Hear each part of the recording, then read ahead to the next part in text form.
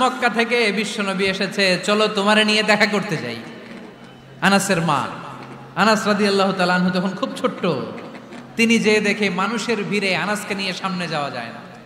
আর তিনি দেখলেন মদিনার অলিতে গলিতে মানুষের ভিড়, আনসারি, আবাল বৃদ্ধ বনিতা, নারী পুরুষ সবাই বিশ্বনবীর সাথে দেখা করছে। আর যারাই দেখা করছে হাতে কোনো না কোনো হাদিয়া নিয়ে বিশ্বনবীর সাথে দেখা করতেছে। সুবহানাল্লাহ কইবেন না? আনসারি যত সাহাবারা বিশ্বনবীর সাথে দেখা করতে এসেছে, কি নিয়ে আসছে? কথা কয় না? তাহাদাও তাহাব্বু, হাদিয়া দাও, একে অপরকে হাদিয়া দাও। তোমাদের মধ্যে ভালোবাসার বন্ধনকে বাড়িয়ে দিবে কে? আনাসের মা বললেন, আমি মানুষ ধাক্কাতে ধাক্কাতে বিশ্বনবীর সামনে পর্যন্ত গেলাম, যে দেখি সবাই বিশ্বনবীর হাদিয়া দেয়। আমি বিশ্বনবীর সামনে যে কাঁদো কাঁদো স্বরে বললাম, ইয়া রাসূলুল্লাহ, ইয়া হাবিবাল্লাহ, লাম ইউবকি রাজুলুন ওয়ালা ইমরাআতুন মিনাল আনসার ইল্লা ক্বাদ আতহাফাকা বিতুহফা। ও নবী, আমি দেখতে পেয়েছি আনসারী এমন কোন নারী নাই, এমন কোন পুরুষ নাই যে আপনাকে আপনার হাতে কোনো না কোনো হাদিয়া দেয় নাই। ওয়া ইন্নী লা আকদিরু আলা যালিকা মা উতহিফুকা বি। কিন্তু ইয়া রাসূলুল্লাহ, ইয়া হাবিবাল্লাহ, আমার কাছে তো কোনো টাকা নাই, আমার কাছে কোনো পয়সা নাই, আমার ঘরে এমন কোনো জিনিস নাই যেই জিনিসটা আমি আপনারে হাদিয়া দেব, ইল্লা ইবনি হাদা, আমার এই নাড়ছেড়া ধন কলিজার টুকরা সন্তান আনাস ছাড়া। ও আখিরি জামানার পয়গম্বর, আমি আমার কলিজার টুকরা আনাসকে আপনারে হাদিয়া দিয়ে দিলাম। ইয়া রাসূলুল্লাহ, মদিনার আনসারি এমন কোন নারী পুরুষ কেউ তো বাকি নাই যে আপনাকে হাদিয়া দেয় নাই, সবাই তো হাদিয়া দিল, কিন্তু আমি তো হাদিয়া দেওয়ার মতো আমার কাছে কিছু নাই। আপনারা কি হাদিস থেকে নেয়া এই গল্পটা বুঝতে পেরেছেন? কথাটা শুনতেছিলেন? আনাস রাদিয়াল্লাহু তাআলা আনহুর মা বললেন, ইয়া রাসূলুল্লাহ, আনসারী এমন কোন নারী নাই, এমন কোন পুরুষ নাই যে আপনারে হাদিয়া দেয় নাই, কিন্তু আমার তো হাদিয়া দেওয়ার মতো কিছু নাই আমার এই কলিজার টুকরা আনাস ছাড়া। কি আর আমি করব? আমার কলিজার টুকরা আনাসকে আমি আপনার দরবারে হাদিয়া দিয়ে দিলাম। ইয়া রাসূলুল্লাহ, আমার ছেলেটারই আপনারে হাদিয়া দিলাম। খুদ হাদা ইয়াখদুমু কামা বাদালাক, আপনার যেই কাজ লাগবে, যেই খেদমতের প্রয়োজন আপনার এই খেদমত করবে। ও নবী, আমি জানি আনাস আপনার বেশি খেদমত করতে পারবে না। আনাস আপনার মেসওয়াক এনে দিবে, অজুর পানি এনে দিবে, জুব্বা লাগলে জুব্বাটা এনে দিবে, ছোটখাটো কাজ করে আপনারে সাহায্য করবে। আমার কলিজার টুকরা সন্তানকে চিরকালের জন্য আমি আপনারে হাদিয়া দিয়ে দিলাম।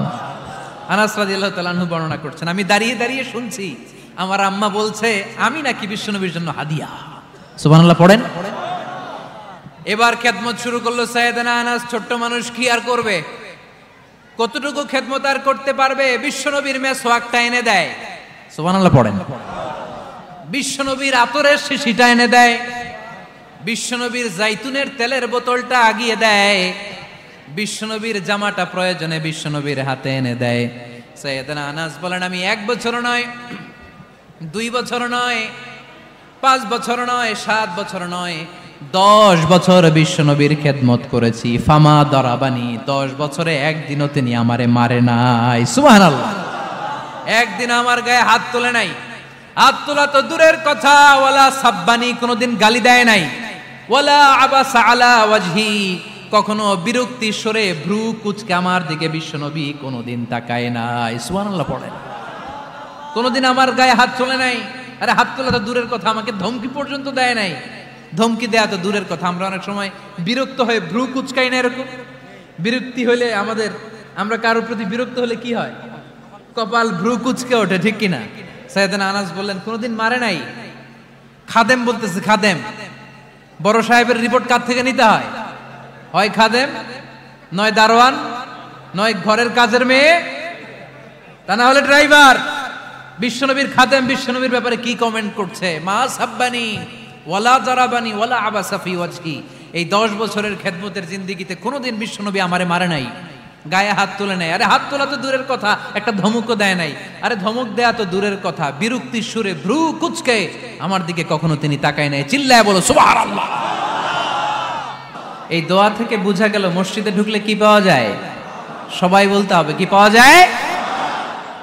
মসজিদে ঢুকলে রহমত পাওয়া যায়, আর মসজিদ থেকে বের হলে রিজিক পাওয়া যায়, ফদল পাওয়া যায়। ফদলের আরেক অর্থ হচ্ছে রিজিক।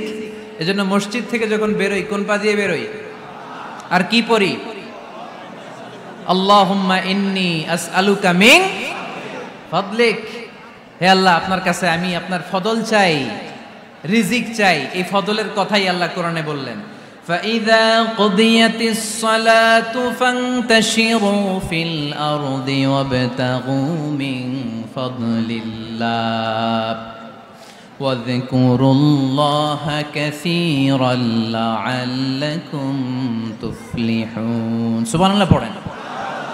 আল্লাহ ডেকে বললেন, গোলাম যখন সালাত শেষ হয়ে যায় জমিনে ছড়িয়ে পড়ো, মসজিদে বসে থেকো না। আদেশটা কার? সালাত যখন শেষ মসজিদে বসে থাকার দরকার নাই, জমিনের মধ্যে ছড়িয়ে ছিটিয়ে পড়ো। ওয়াবতাগু মিন ফাদলিল্লাহ, আমার ফদল তালাশ করো, আমার রিজিক তালাশ করো, বেশি বেশি আমাকে স্মরণ করো। সুবহানাল্লাহ পড়ে। তার মানে ইসলামের বিধান হচ্ছে যখন সালাতের সময় হবে আপনি মসজিদে যাবেন, আবার সালাত শেষ আপনি আপনার কাজে চলে যাবেন। when you are done with your salah spread out to your workplace, কাজ শেষ তো আপনার কর্মস্থলে চলে যান। এটা হচ্ছে ইসলামের নিয়ম। নামাজের আজান যখন হবে সবাই মসজিদে ঢুকবে, সালাম ফিরিয়ে নামাজ শেষ সবাই মসজিদ থেকে বের হয়ে যাবে। শিক্ষক চলে যাবে স্কুলে, কৃষক চলে যাবে ফসলের খেতে, ব্যবসায়ীরা চলে যাবে শপিং মলে, মেম্বার অব দ্য পার্লামেন্ট চলে যাবে সংসদ ভবনে। যে যার কাজের মধ্যে সে তাড়াতাড়ি ইনভলভ হয়ে যাবে। সালাত শেষ, কাজে ঝাঁপিয়ে পড়ো, আদেশটা কার? তাহলে ইসলামে ইবাদতের অ্যাটিটিউডটা বুঝতে পারছেন? কাজের সময় কাজ, নামাজের সময় আওয়াজ করে বলেন, কাজের সময় নামাজের সময়। সুন্দর হয়েছে না বিষয়টা? ফাইযা কুদিয়াতিস সালাতু ফান্তাশিরু ফিল আরদ, যখন তোমাদের সালাত শেষ তখন জমিনে ছড়িয়ে পড়ো। জমিনটাকে আল্লাহ আমাদের জন্য উর্বর বানিয়েছেন। জমিনে বীজ রোপণ করে দিলেই এখানে ফসলের ব্যবস্থা করে দেয় কে? ওয়াল্লাযী জাআলা লাকুমুল আরদা যালুলান ফামশু ফি মানাকিবিহা ওয়া কুলু মির রিজকি ওয়া ইলাইহিন নুশুর। তিনি তো এমন সত্তা যিনি তোমাদের জন্য জমিনটারে ফ্ল্যাট বানিয়ে দিয়েছেন, সমতল বানিয়ে দিয়েছেন। এই জমিনের অলিতে গলিতে, বনে বাদারে, রাস্তায়, সাগরে, পাতালে, পাহাড়ে, বিভিন্ন জায়গায় তোমরা ঘুরে বেড়াও, সেখানে যে আমি আল্লাহর রিজিক তালাশ করো। সুবহানাল্লাহ। এই জমিনটাকে আল্লাহ সাহালাতুল মাসালেক, চলার জন্য সহজ বানিয়ে দিয়েছেন, ফ্ল্যাট, উঁচু নিচু নাই। এই যে লক্ষ্মীপুরের আজকে এই যে প্যান্ডেলের এইখানে উঁচু নিচু আছে, আজকে এইখানে যদি উঁচু হতো ওইখানে নিচু হতো, আমরা ঠিক মতো দেখতে পারতেন? বিমান থেকে এটা খুব সুন্দর দেখা যায়, জমিনটা খুব ফ্ল্যাট দেখা যায়, সমতল। এই সমতল হওয়ার কারণে এখানে চাষাবাদের সুযোগ সুবিধা করে দিয়েছে কে? তাহলে বোঝা গেল এই জমিনটা সমতল এবং উর্বর, ভেরি ফার্টাইল ল্যান্ড। আমাদের সালাত শেষ আমরা কাজে চলে যাব, আবার আজান হলে মসজিদে ঢুকে যাব। এটাই হচ্ছে ইসলামের নিয়ম। সাইয়েদনা ওমর ফারুক যখন মসজিদে নববীর ইমাম, তিনি ইয়ামান দেশের কিছু লোকদের সাথে সাক্ষাৎ করলেন। কোন দেশের? ইয়ামান, যুদ্ধ বিধ্বস্ত একটা দেশ এখন। প্রাচীন নগরী হাদ্রামাউত বা আলাবাক, এই ইয়ামান দেশের কিছু লোকের সাথে তিনি সাক্ষাৎ করলেন। তারা গোল হয়ে বসে থাকে, নামাজের পরে যায় না, বসে বসে সুবহানাল্লাহ পড়ে, আলহামদুলিল্লাহ পড়ে জিকির করে। ওমরে ফারুক ভাবলেন দেখি পরের ওয়াক্তে কি হয়। উনি আসরের নামাজে ইমামতি করতে আসলেন, এসে দেখলেন ইয়ামানের লোকেরা মসজিদের বারান্দায় আশেপাশে বসে আছে, সবাই যায়, এরা যায় না। মাগরিবের সালাতে উনি ইমামতি করতে আসলেন, ওমরে ফারুক নামাজ শেষ করে দেখলেন সবাই চলে যায়, কিন্তু ইয়ামানের লোকগুলো যায় না। এশার সালাত পর্যন্ত তিনি ওয়েট করলেন। এশার নামাজ পড়ে চলে যাওয়ার সময় ওমরে ফারুক দেখলেন সবাই নামাজ পড়ে কাজে চলে যায়, কিন্তু ইয়ামান দেশের লোকগুলো যায় না। ওমরে ফারুক বললেন, মা বালুকুম মা খাতবুকুম, ঘটনা কি? কি হয়েছে তোমাদের? সবাই নামাজ পড়ে চলে যায়, কাজে যায়, তোমরা যাও না কেন? এখানে কি করো? ইয়ামানিরা বলতে শুরু করলো, নাহনু আল মুতাওয়াক্কিলুনা আলাল্লাহ, আমরা এখানে আল্লাহর উপর তাওয়াক্কুল করে বসে আছি। উমরে ফারুক অবাক হলেন, আনতুম আল মুতাওয়াক্কিলুনা ফিল্লাহ, তোমরা আল্লাহর উপর তাওয়াক্কুল করে বসে আছো, তো এই যে সারাটা দিন ঘাপটি মেরে এখানে বসে থাকলে তোমাদের খাবার আসে কোত্থেকে, উপার্জন হয় কি করে, ইনকাম আসে কোত্থেকে, রুজি রুটি হয় কোত্থেকে?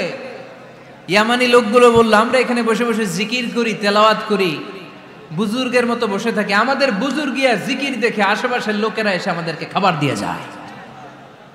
উমরে ফারুক বললেন, সর্বনাশ, তাইলে তো তোমরা আল মুতাওয়াক্কিলুনা ফিল্লাহ নও, তোমরা হচ্ছে আল মুতাওয়াক্কিলুনা আলা বা'দিকুম বা'দা, একে অপরের উপর নির্ভরশীল। যারা প্লেটে করে খাবার নিয়ে আসে তোমরা তাদের উপর তাওয়াক্কুল করছো, কারণ তারা যদি প্লেট ভরে খাবার নিয়ে আসে তোমাদের পেটে কোনো দানা পানি পড়বে না। তোমরা আল্লাহর ওলি নও, তোমাদের সাধ্যের সবটুকু করার পরে তারপরে তোমরা তাওয়াক্কুল করবে। কি সুন্দর ইসলাম! এক সাহাবী বললেন, ইয়া রাসূলুল্লাহ, আমি ওটে চড়ে এসেছি, তো আপনি তো আমাদেরকে তাওয়াক্কুলের ওয়াজ করেছেন, আমি ওটের রশিটা গাছের মধ্যে না বেঁধে যদি শুয়ে থাকে আল্লাহর উপর তাওয়াক্কুল করি, ওটটা থাকবে না? বিশ্বনবী বললেন, না, তোমার ওট থাকবে না, আগে রশি দিয়ে ওটটা বাঁধো, ইআকিলহা সুম্মা তাওয়াক্কাল আলাল্লাহ, আগে টাইট করে রশি দিয়ে গাছের সাথে ওটের রশিটা বাঁধো, এরপর আল্লাহর উপর তাওয়াক্কুল করো। এইটার নাম তাওয়াক্কুল। চিল্লায় বলেন ঠিক কিনা? আপনার পার্টটা আপনার করতে হবে, আপনার যে রোল, এই রোলটা প্লে করতে হবে। আপনার সর্বোচ্চটুকু করার পরে আমরা তাওয়াক্কুল করি একজনের উপর। চিল্লায় বলেন তিনি কে? ওমরে ফারুক বললেন, তোমরা মুতাওয়াক্কিলুনা আলাল্লাহ নাও, তোমরা বের হয়ে যাও, খবরদার এরপরে কোনো দিন তোমাদেরকে যেন এই মসজিদের মধ্যে ঘাপটি মেরে গোল হয়ে বসে থাকতে না দেখা যায়। কারণ ফাইদা কুদিয়াতিস সালাতু ফান্তাশিরু ফিল আরদ ওয়াবতাগু মিন ফাদলিল্লাহ, ইসলামের বিধান হচ্ছে যখন নামাজ শেষ মসজিদে বসে থাকা যাবে? চিল্লায় বলেন বসে থাকা যাবে? যাবে না, সর্বোচ্চটুকু করে তারপরে আপনাকে বের হয়ে যেতে হবে। প্রতিদিন সকালবেলা পাখির বাসা থেকে দেখবেন পাখিগুলো খালি পেটে বের হয়ে যায়। আপনাদের এই এলাকায় পাখির বাসা আছে? কি পাখির বাসা আছে? হ্যাঁ, সব পাখি আছে।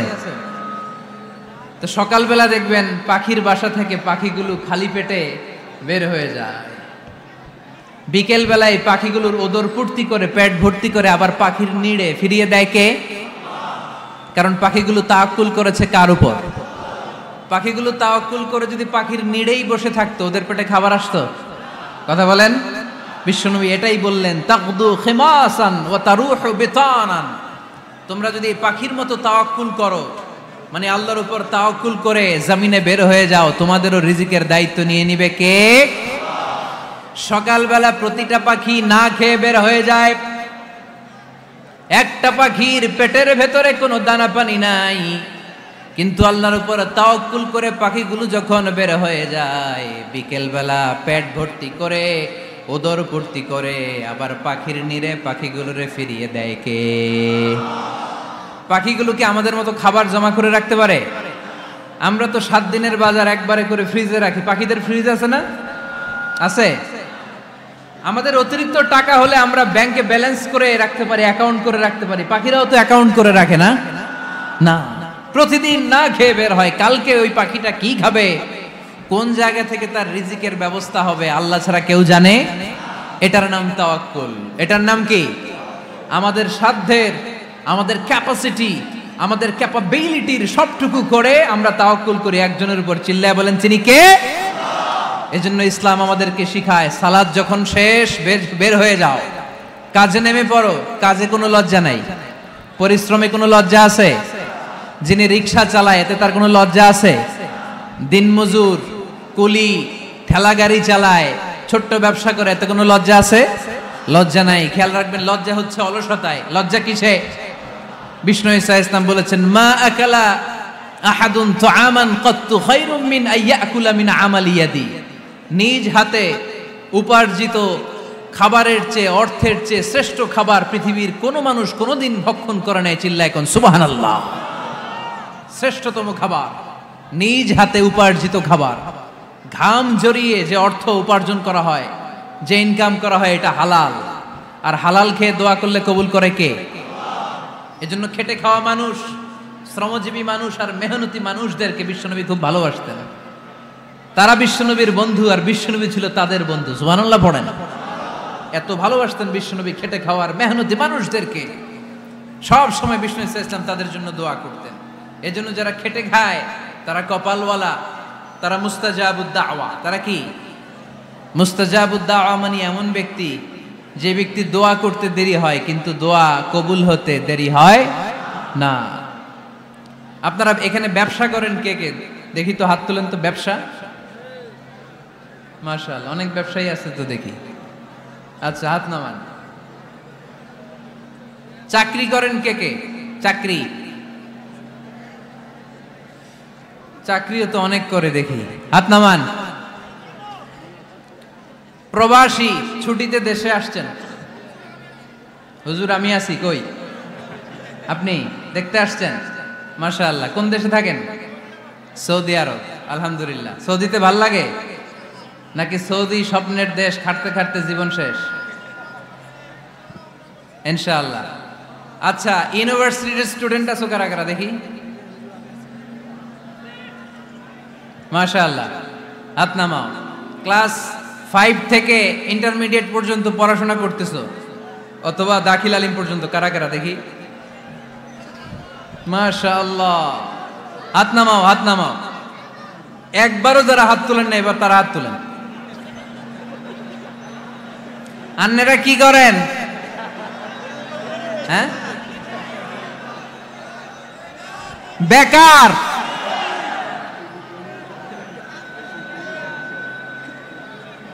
বাংলাদেশে চাকরির বাজার খুব মন্দা, ঠিক কিনা? বাংলাদেশ ইন্ডিয়াতে চাকরি পেতে অনেক কষ্ট। সামান্য একটা পদের জন্য যেখানে চেয়েছে ক্লাস 8 পাস, এখানে ডবল মাস্টার ডিগ্রি অ্যাপ্লাই করছে কয়েক লক্ষ। এজন্য আমাদেরকে উদ্যোক্তা হতে হবে। You have to be the entrepreneur. আমাদের উদ্যোক্তা দরকার, বেশি বেশি নতুন নতুন উদ্যোক্তা। নিজেই এমন আইডিয়া নিয়ে আসবে যেই আইডিয়া বিক্রি করে দুর্দান্ত আইডিয়া দিয়ে তুমি পুরো দেশ কাঁপিয়ে দিতে পারো। পারা যাবে না লক্ষ্মীপুরের ছেলেরা? আইডিয়ার অনেক দাম। You have to generate new ideas. নতুন নতুন আইডিয়া এনে মানুষ গোটা বিশ্বকে তাক লাগিয়ে দিচ্ছে। এই যে গত কয়েক বছর আগে কারের একটা রাইড চালু হয়েছে, নাম হয়েছে উবার। কি নাম? ঢাকায় যারা চলাফেরা করেন তারা হয়তো চড়েছেন। উবারের নাম শুনছেন না? এই উবার কোম্পানি কি করে জানেন? নিজেদের ব্যবসা নাই, পুঁজি নাই, পাত্তি নাই, অফিস নাই, কিচ্ছু নাই, কোটি কোটি টাকা হাতায় নিচ্ছে। Just idea, just they are generating new ideas. নতুন নতুন আইডিয়া দিয়ে গোটা বিশ্ব কাঁপিয়ে নিয়েছে একটা মোবাইল অ্যাপসের মাধ্যমে। কিসের মাধ্যমে? Mobile apps. একটা কোম্পানি খুলেছে, গোটা বিশ্বের সব প্রাইভেট কারওয়ালারা ওইখানে রেজিস্ট্রেশন করে আপনি মোবাইলে কোথায় যাবেন, কোত্থেকে যাবেন লিখবেন, গাড়ি আপনার বাড়ির সামনে এসে হাজির। তার একটা পার্সেন্টেজ ওই উবার কোম্পানি পায়। ইউনাইটেড স্টেটস অফ আমেরিকার একটা স্টেট আছে সান ফ্রান্সিসকো, ওইখান থেকে শুরু করছে। 775টা সিটিতে ওদের অপারেশন আছে। বাংলাদেশে ঢাকাতেও আছে। আমি মালয়েশিয়াতে থাকি, ওখানেও আছে, ওখানেও আমরা চড়ি। প্রায় 63টা দেশে ওদের কাজ বাজ আছে। গত বছরে 2018 সালে ওদের প্রফিট ছিল, রেভিনিউ ছিল 11.27 billion US dollar, 11.27 US billion dollar. Just they are selling their ideas. নতুন নতুন আইডিয়া দিয়ে গোটা বিশ্ব কাঁপাচ্ছে। এই উবার যখন চালু হলো, আমি তখন মালয়েশিয়ায়, শুনলাম বাংলাদেশে নতুন আর একটা বাইর হইছে, পাঠাও। কি নাম? এটা বোধহয় সারা বাংলাদেশ ব্যাপী হয় নাই, 3টা জায়গায়, সিলেটে, চট্টগ্রামে আর ঢাকায়। এরা আরো চালাক। বাংলাদেশের ছেলেপেলেদের মাথায় চিকন চিকন অনেক বুদ্ধি। এরা ভাবলো এই উবার দিয়ে আর আমরা কত আগাবো, আমাদের গাড়ি আরো ছোট করতে হবে। এরা মোটরসাইকেল রাইড দেওয়া শুরু করছে। জ্যামের শহর ঢাকা, চিপা চাপা দিয়া এরা আপনারা নিয়ে জায়গা মতো পৌঁছায় দেবে। তো এই যে উবারের পরে আমাদের ছেলেরা বানাইলো পাঠাও। এরপরে কত কিছু বানাচ্ছে ছেলেপেলেরা, আমি তো এগুলো দেখে অবাক। রকমারি.com নাম শুনছো? বিক্রয়.com নাম শুনছো? ঘরে বসে বসে কোটি কোটি টাকা হাতিয়ে নিচ্ছে তারা। Just they are selling their ideas. যেহেতু আমাদের চাকরি কম, ওই চাকরির বাজারে আমরা লাইন দিতে চাই না। আমাদের মেধাকে খাটিয়ে খাটিয়ে আমরা নতুন তরুণ উদ্যোক্তা বানাতে চাই। চিল্লায় বলো ঠিক কিনা? উদ্যোক্তা যত বাড়বে ততই দেশের কল্যাণ হবে। মানুষ তাদের আইডিয়াকে কাজে লাগিয়ে গোটা বিশ্বকে তাক লাগিয়ে দিচ্ছে। আমরা আমাদের সমতল ভূমিতে চাষ করতে চাই না। মালয়েশিয়াতে একটা এলাকা আছে ক্যামেরুন হাইল্যান্ড, ওরা পাহাড়ের মধ্যে চাষাবাদ করে গোটা মালয়েশিয়ার খাদ্যদ্রব্যের অভাবকে মুক্ত করে দিয়েছে। পাহাড়ের মধ্যে ওখানে ফুলের বাগান, ক্যামেরুন হাইল্যান্ড প্রায় 6000 ফিট উঁচু, প্রচন্ড ঠান্ডা। এই ঠান্ডা পাহাড়ি হিল ট্রাক্স এরিয়াতে মালয়েশিয়ার এই ক্যামেরুন হাইল্যান্ডে ওখানে আছে ফুলের বাগান, আছে ফলের বাগান, আছে চায়ের বাগান, ওখানে মধুর চাষ হয়, ওখানে শাকসবজি চাষ হয়, ওখানে অনেক কিছু চাষাবাদ হয়। ওই ফলমূল শাকসবজি দিয়ে গোটা মালয়েশিয়ার 14টা স্টেটে যত শাক সবজি ফলমূল লাগবে ওরা আঞ্জাম দেয়। আর আমরা আমাদের সমতল ভূমিতে চাষ করতে চাই না। আমরা চাষাবাদকে খুব লজ্জা মনে করি, এটা ভুল আইডিয়া। আমাদের যে এলাকা যেই জিনিসের জন্য বিখ্যাত ওইটাকে আমাদের ব্র্যান্ডিং করতে হবে। লক্ষ্মীপুর কিসের জন্য বিখ্যাত? নারিকেল সুপারি। নারিকেল সুপারি যে পৃথিবীর কত মানুষ, ইন্দোনেশিয়ান লোকেরা মুড়ির মতো খায় নারিকেল আর সুপারি। তো এইটারে আমাদের ব্র্যান্ডিং করতে হবে। যেই দেশে যেটা আছে, যে এলাকা যেই পণ্যের জন্য বিখ্যাত ওইটা আমাদের ব্র্যান্ডিং করতে হবে। আমাদের আদমজির জুট মিল বন্ধ না, ভাওয়ানি জুট মিল বন্ধ। আমাদের পাট শিল্পকে ধ্বংস করে দিয়ে ইন্ডিয়া এখন ওই কটনের পাঞ্জাবি বানায়, জুট কটনের পাঞ্জাবি, আছে না নাই? পুরা বাংলাদেশের মার্কেট এই জুট কটনের পাঞ্জাবি দিয়ে সয়লাভ। আমাদের বাংলাদেশের পাট দিয়ে যদি আমরা মিহি পাঞ্জাবি বানাতে পারতাম, গোটা বিশ্ববাজারকে আমরা দখল করে নিতে পারতাম, ঠিক কিনা? এজন্য আমাদেরকে নতুন নতুন আইডিয়া জেনারেট করতে হবে। চাকরির পিছনে বসে থাকলে চলবে না। আর আজান যদি হয়ে যায় ছুটে যাব মসজিদে, আর নামাজ শেষ হলে আমরা আমাদের কাজের দিকে চলে যাব। চিল্লায় বলেন ঠিক কিনা? যেটাই করব আমরা ভালোভাবে করব। আল্লাহ বলেছেন লিয়াবলুয়াকুম আইয়ুকুম আহসানু আমালা। লক্ষ্মীপুরের ভাইয়েরা আওয়াজ করে উত্তর দেন, আওয়াজ করে উত্তর দিতে হবে। জান্নাতে যেতে হলে 100তে কত নাম্বার পেতে হবে? হ্যাঁ, হয় নাই 51। কি নাম তোমার? হ্যাঁ, ফরহাদ। জান্নাতে যেতে হলে 100তে আমার দরকার 51। 100তে কত লাগবে? ফাআম্মা মান সাকুলাত মাওয়াজিনুহু ফাহুয়া ফি আইশাতির রাদিয়া। সেদিন মিজানের পাল্লা যার ভারী হয়ে যাবে সে আনন্দ উৎসবে থাকবে। তো মিজানের পাল্লা ভারী হওয়ার জন্য 100তে আমার কত পাওয়া লাগবে? কত পাওয়া লাগবে? 51 পেলেই হয়ে যাবে। এজন্য আল্লাহ বলছেন লিয়াবলুয়াকুম আইয়ুকুম আহসানু আমালা। যেটাই করবে ভালোভাবে করবে। আল্লাহ এটা পরীক্ষা করতে চান যে আমরা ভালোভাবে কে কতটুকু আমল করেছি। যারা আরবি বুঝেন আলেম ওলামা আপনারা জানেন, এখানে আল্লাহ বলেননি লিয়াবলুয়াকুম আইয়ুকুম আকসারু আমালা। আল্লাহ এটা দেখতে চান যে তোমাদের মধ্যে থেকে কে বেশি আমল করে, এটা বলছে আল্লাহ? বলে নাই। আল্লাহ বলেছে লিয়াবলুয়াকুম আইয়ুকুম আহসানু আমালা, যে ভালো করে করে। এজন্য আমরা যাই করি না কেন কি করে করব? আওয়াজ করে বলতে হবে। কেমন করে করব? যে কোনো কাজ করো না ভাই, যে কোনো কাজ করো তা যেন হয় সবার চেয়ে সবচেয়ে সুন্দর। পড়েন, যে কোনো কাজ করো না ভাই, যে কোনো কাজ করো তা যেন হয় সবার চেয়ে সবচেয়ে সুন্দর। পড়েন, যে কোনো কাজ করো না ভাই, যে কোনো কাজ করো তা যেন হয় সবার চেয়ে সবচেয়ে সুন্দর। হোক না সেটা পড়া লেখা, রঙের ভাষায় ছবি আঁকা। পড়েন, হোক না সেটা পড়া লেখা, রঙের ভাষায় ছবি আঁকা। হোক না সেটা সামান্য কাজ কিংবা মহত্তর, তা যেন হয় সবার চেয়ে সবচেয়ে সুন্দর। যে কোনো কাজ করো না ভাই, যে কোনো কাজ করো তা যেন হয় সবার চেয়ে সবচেয়ে সুন্দর। চিৎকার করে বলেন ঠিক কিনা?